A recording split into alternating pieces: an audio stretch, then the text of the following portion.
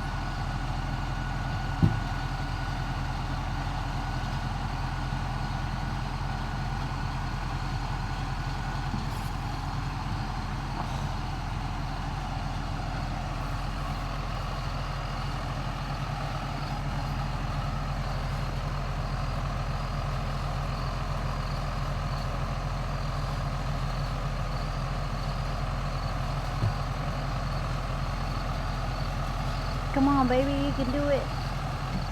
Oh man, that was close.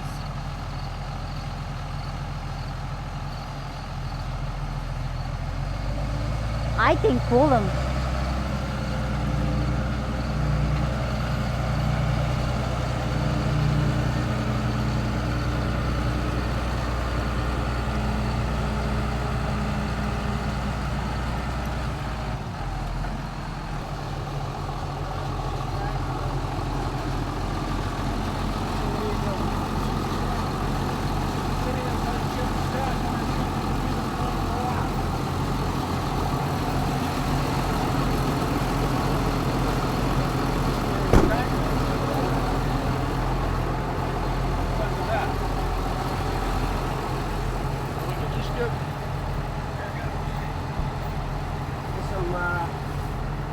Some air and some starting up in no time. You gotta pay attention to what you're doing, man. You dug an awful deep hole for just, you know.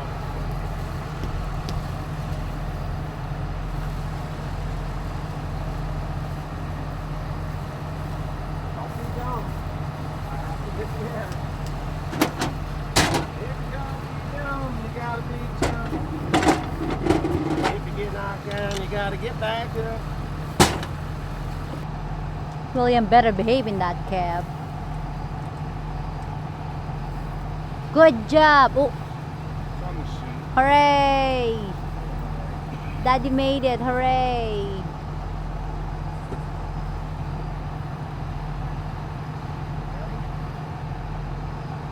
can do that. Yeah, but I need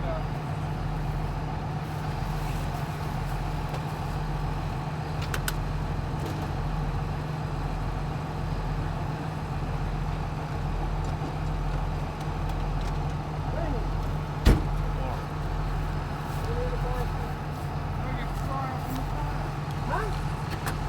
All you gotta do is put either up.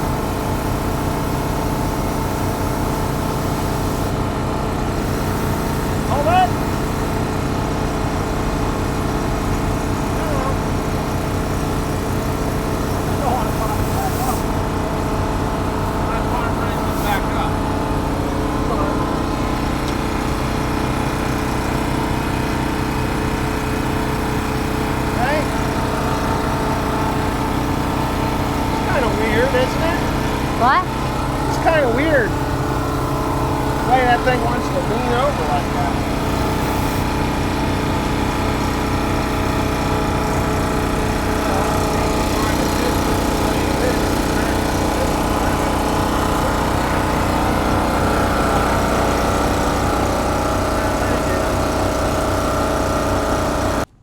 Oh yeah, we need to put Hi Tim, how are you? struggling with shit. Yeah, it rained on them. The stack wagon needs to actually get graphite. I bought 2 more gallons of it. Hey, Will. Go get Tim's butt. Go get it. Hurry up. Run, run, run. Get him. Hurry up.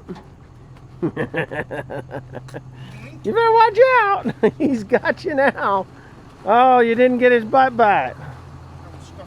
No, that's terrible. He looked a little nervous. You okay? Did that big bad Tim get you? All right, so we're loading new hay. Had a fire at the mushroom barn, so Tim's got to take this to a different mushroom barn. That stuff is incredibly heavy. I don't know why. It's heavy. Well, I know why it is. We mowed it one day, baled it the next. It was still dry, but we had a little bit of rain on it, so. And you got rained on again. It did, and it's going to get rained on again. So what we'll do, I guess tomorrow, well, I got shit to do tomorrow, but I guess I'm going to have to bring that home. How many bales were over there? Like 60 or 80, right? Yeah. That's what I thought. Yeah, we'll get them home here and then get them moved out. They'll be all right. And what we'll do is we'll help Tim strap them down, right, Tim? Right, Tim? You look tired, Tim. All right, so my lighting's bad. Just got back from taking a load of corn. I think I got about 2.5 loads left to go in the bin. Well, I know I have 2.5 loads. I'm going to take a load tomorrow, and then on Monday, I'll finish it out. Then the bin will be swept clean, and the bin is swept clean up to the point of the sweep. But I'm going to walk down here. This is the burnt baler. Had a fire inspector here yesterday.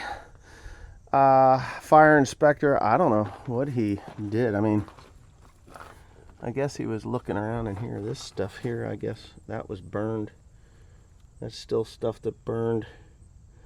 Who knows? They said, Dad said that he crawled underneath it and all around it. He was here for about an hour and a half, and that's just about the long and the short of it. You know, it stinks. There's a lot of stuff that needs to be gone over when it comes to this. Baler. If they total it out, I've pretty much made up my mind. I'm going to buy it back and buy all the parts that need to be replaced on it, because it's a good baler. You know, I've taken good care of that baler. It's in good shape, but you know, what do? You roll with the punches. So anyway, I'm going to walk down here and we're going to take a look at these soybeans. I do want to say a couple of things. Thing one is that I'm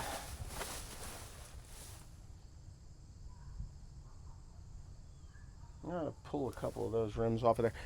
I got sidetracked. Thing one is these soybeans. I got Jimson weed here on the edge. I should mow this. The soybeans that are here, they started to turn. Then we got rain and they stopped turning. They just stopped turning. There's plenty of moisture here. This is where a pile of mulch or compost was pushed out in here. So this is not going to look fantastic by any means. For some reason, where those piles are, it kind of, I don't know what it does to them, but something has walked out through this spot. It's not me. Whether it almost looks like a damn horse did, but I don't think the horses have been loose in here. A moose or something.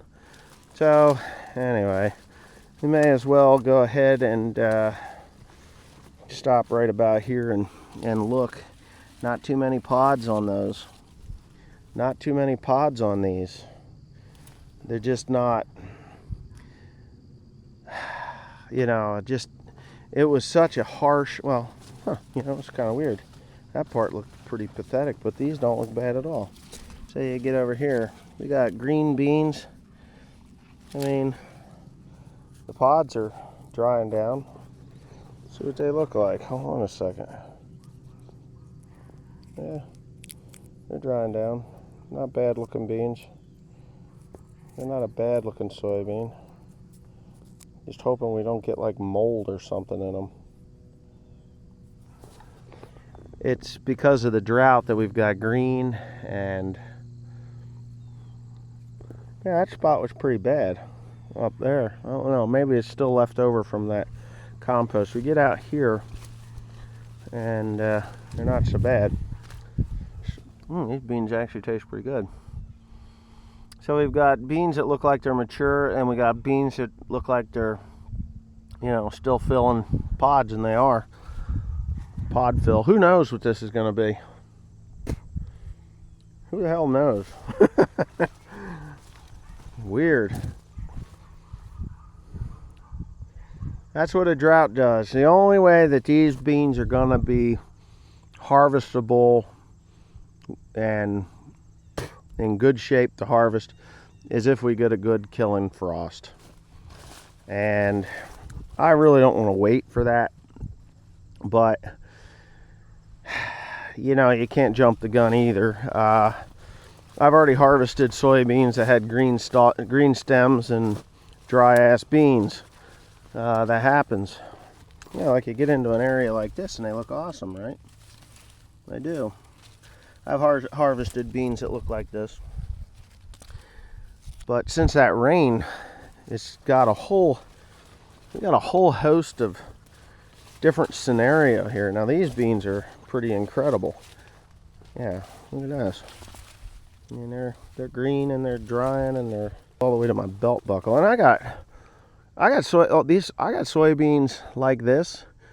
I've probably got 250 acres of soybeans that are tall and just, they're starting to turn. I got another variety that's a shorter variety. Look at that, there's an anomaly. The brown one. Brown beans and a tawny. And there's, you know, there it is. Kind of a weird look. I always liked the brown soybeans. Uh-oh, purple bean stain on these. I don't know if y'all can see that. Let's see it. You'll get a lot of this in dry weather. Yeah, those beans they're probably in them pods, probably 25% moisture. I hate walking through soybeans, but something has been. Anyway, yeah, there it is. I mean, I guess that's the bean update so far. But I got about 250 acres, it looks like this. And then I've got another 200 acres that are green.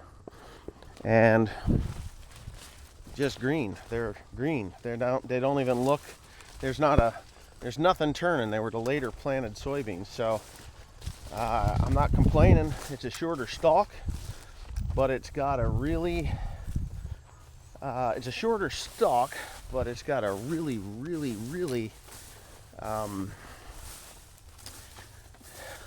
they're loaded with pods.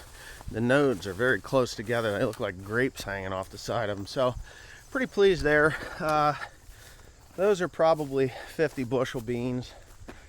You know, I guess I could do they might be more, I don't know. Depends on what happens. I can honestly tell you, I have 0 until it's harvested and sold. So, but yeah. Filipina P. Go to Filipina P and listen to her last 8 ways to annoy your foreigner. And it is you. There's a photograph next to that freaking thing. The thumbnail is a picture of you. Get the hell out of here. I'm not kidding. It's you. Yeah. It totally is. I'm not joking. My picture was in it? Your picture was in there. Get the hell. Yes. Get the hell. Why would she get my picture? Where did she get my picture Well, I from? sent it to her and said, look, when you do 8 ways to annoy the shit out of your foreigner, and that's exactly the photo you're going to use. You know what? Yeah, it's true. Mm-hmm. No, but she nails you. Yeah. Right on the freaking head. Like Right. 100% they're talking about you. Okay. Funny stuff, though. Mm-hmm. Loosen that one first. I had a bit of an exciting morning. There's, I don't mind when tree trimmers that are working for the power company park on the property or anything, as long as they say, hey, we're going to be doing some work down here. Do you think you could allow us to park our stuff? Okay. Normally that's the way that goes. But today, my dad calls me up and says, hey, there's a couple of big trucks down there. He said, what are they? And I was like, I don't know. I didn't go down there yet. I got things to do. And he says, well, go check them out. He says, I don't know what they're doing down there, but they're parked there and they're in front of that pile of hay, and I want them out of there. So, whatever, I go down and ain't nobody there. They parked their shit in front of the hay pile where Timothy's got to load up, and didn't even tell us, right? Okay, no problem. So I called the company up, and they're like, well, they're probably just trimming power lines. And then I called Timothy and got Timothy down there with the 6210R and a chain, and we hooked up to the one truck. And I told the woman, I said, we're hooking up now. We're going to drag it the fuck off. And she's like, oh, well, don't do that. We got to get a foreman. I got to blah, blah. I said, you got 5 minutes.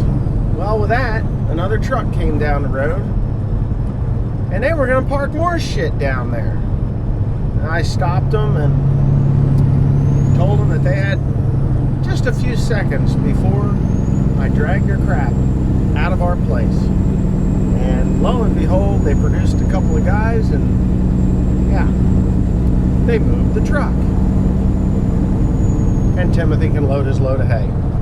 parked right in front of it. What a bunch of assholes. And these guys are dumb enough that they would just flick cigarettes onto that pile of hay, leave, and then it would burn. That's the kind of shit these people do. You can't trust nobody. It's New Jersey, you know. I don't know about in the Midwest, but here in New Jersey, you don't trust nobody. Nobody for nothing. Click. Are we ready? We're ready. Let me cough my guts out. Turn right onto County Route 579. I'm on my way to Philadelphia. Down to, what is it, the Doubletree Hilton on Broad Street in Philadelphia, where I'm going to do an interview with the Weather Channel. The Weather Channel, can you believe that? So, yeah. So I'll be on the Weather Channel. That's kind of cool. I'd be quite happy about that, actually. My life revolves around the weather, doesn't it?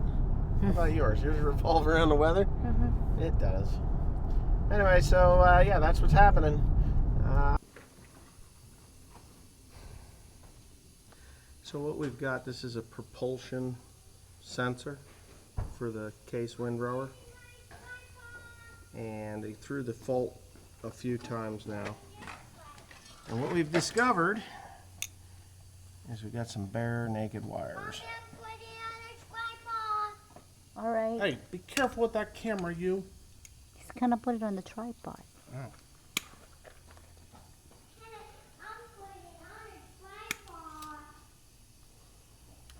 Needle nose pliers. These are not needle nose pliers.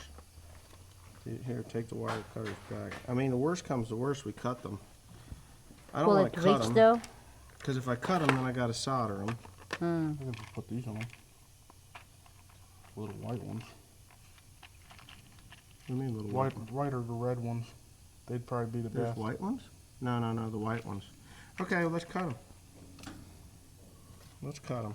Ooh, we're cutting. Let it melt. Did it melt? Yeah, it melted. Next. Oh, you gotta wait. That's it, put your fingers on there.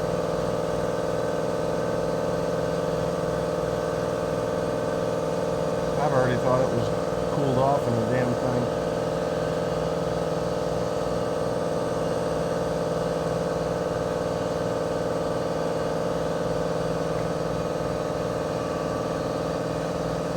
I see if I can get the black one in too. I don't know. No? Yeah. It's kind of an amazing thing, I'm isn't it? surprised it's that old. Huh? I'm surprised it's that old. 2008. I wasn't in the United States yet. I bought it before you got here. Came in here 2009. I'm thinking that I'm probably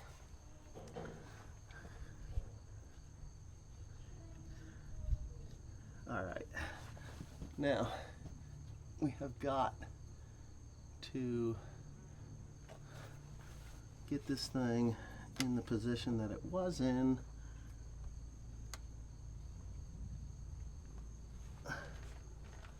before. Okay, we're not gonna do that. Where are we? If we put it like that, it won't rub, right? It'll rub somewhere else. All right, Tim. Go turn the key on and get it centered. Get out from underneath here because this is how it moves when you go to set it. Ow, so scary. That's centered. All right, start it up. Let's see what kind of noise we get out of it. Did the steering wheel move? Shut it off. Which way did the steering wheel move? Back to right. It's telling me to go left. So where are we at? We're at Samurai. Samurai restaurant, Japanese restaurant. Samurai Japanese restaurant in Philadelphia. Right? Philadelphia? We don't want to be too noisy, but it's kind of cool in here. Got little motorcycles there. That's an airplane, race cars. I like. It's cool. It is cool. Oh, there's a helicopter. Go. and we'll see what kind of food we get. That's kind of a cool room. I don't know what's in there, but that's neat. I see. Go with daddy. Come on, Go. Go down. over here. Come on, I know you're Go. excited, but Go. Get down. Go. Bye. I think that's dinner in a shell in there.